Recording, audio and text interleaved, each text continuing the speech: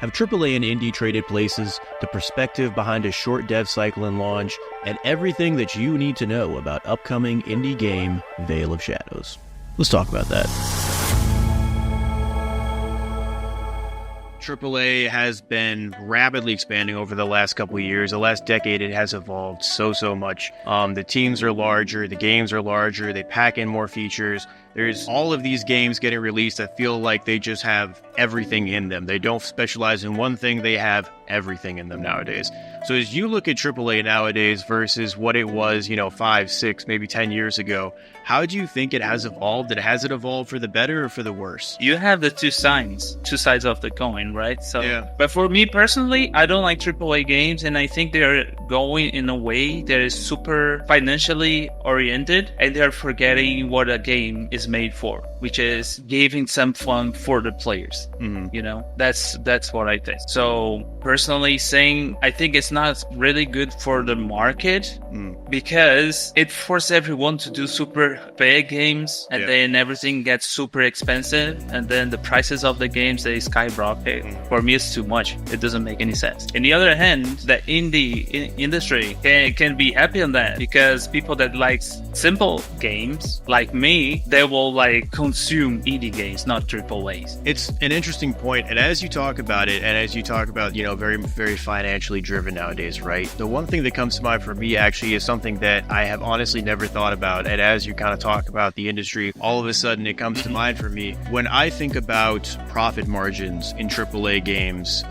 10 years ago, right? A decade back, it would have been like 2010s era, maybe even a little bit further back, right? The gaming market, I believe, was maybe half profit margin of what it is now. Like, it has ballooned so much, and these companies are worth so much money, and these games are so expensive, and it's so different, right? You think about it from that perspective, and you think about how they're really gambling with very, very high stakes nowadays, and they have way more eyes on them. It's almost like indie is kind of where AAA was maybe like 15, 20 years ago almost, and then AAA has surpassed it into this like new era that nobody really knows and nobody has really charted yet, because it's just unknown, right? There's such a large gap nowadays, right? Exactly. But what you said makes total sense. It's like the indie games today are like the AAAs from years ago. There's a lot of factors for that, right? Because today it's a lot easier, let's say, to create new games, because you have multiple engines that makes it like super dev friendly or starter friendly. So a lot of people are coming in the industry. Yeah. And as more games come out on the market, people need to put more effort to do better games. Otherwise, they're not going to sell, right? That's true. So that pulled the indie market up. And then because that happened, or it's happening actually, the AAA studios, they need to put more effort and then more, let's say, resources to justify for them to have like a building, to have 300 people working in the same project and stuff. Because they cannot just do what an indie studio does, right? No. It would make no sense. So they need to justify the $90. They need to justify the in-game purchases. Yeah, players nowadays, and a lot of players echo what you said earlier, where they say, AAA feels boring, it feels stuck in the same rut, it feels like it's not really going anywhere fast. You think about how they looked at games when they were kids, or 2 decades ago when they played games, and these were fresh titles that were unique. They were taking risks because they could afford to take risks. As nowadays, indie games do the same thing. I mean, indie games, they take risks. They don't have as much expectation heaped on top of them, I think. Whereas AAA... Exactly. Yeah, I mean, AAA's got so many eyes on them, right? And they can only afford to do so much. Actually, the AAA studios, like said, they don't have freedom to create. They need to do what people are willing to see.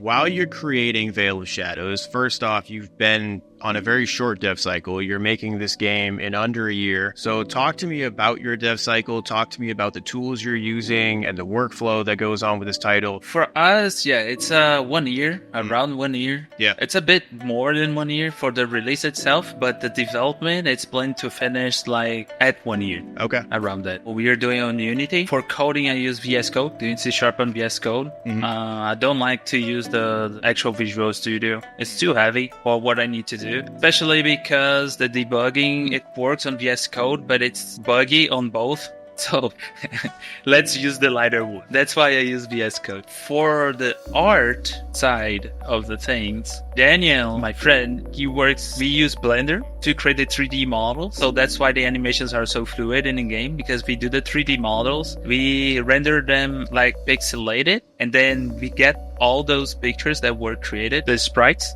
So we bring them inside the A sprite, and then we create the animation in there. Daniel makes like a lot of adjustments in there, like put pixel here in there, because when you render on Blender pixelated, it gives you like, let's say 90% of the work on the images itself, but you need to do some touches on it to have it like 1%. Give me your upsides and downsides to Unity, right? I really like Unity because of the simplicity of it. I think as a developer, I didn't have any problem to start to work with that. Unreal was an option, but Unreal is really oriented to C++, which is more complicated. I would need to put more time, more effort to learn and stuff. So for me, yeah, Unity, the plus is that like simplicity to start for me. And then you have a lot of tutorials, people talking about it. Yeah, there's a huge library. Support. Exactly. Yep. Let's talk about your strategy with this game, right? Because you have a very specific strategy with Veil of Shadows. You are creating this game on a strict timeline with a specific outcome in mind, and then for your studio as a whole, there's even more past that. So walk me through how you guys are approaching this game, and then how your studio is planning to evolve after its release, which is coming up relatively quickly. Okay, Daniel and I, we were talking about what to get in the game industry. We have done like 2 other games, like mobile games, I think back in 2008. They flopped a lot. It was pretty bad, but at least you did it. It was my Exact. We finished. It was a first contact with Unity, and then we published on Google Play Store and all these things. We passed through the process, right? But it didn't work, and then we stopped, and then we came back. Okay, let's do it, but this time let's do it correctly. We saw that if we want to move careers, change careers, and we only have the extra time to work on it, we need to do it in a way that we can afford to do, and we can try and see if it will work or not. So at first we had decided to make a game in 6 months.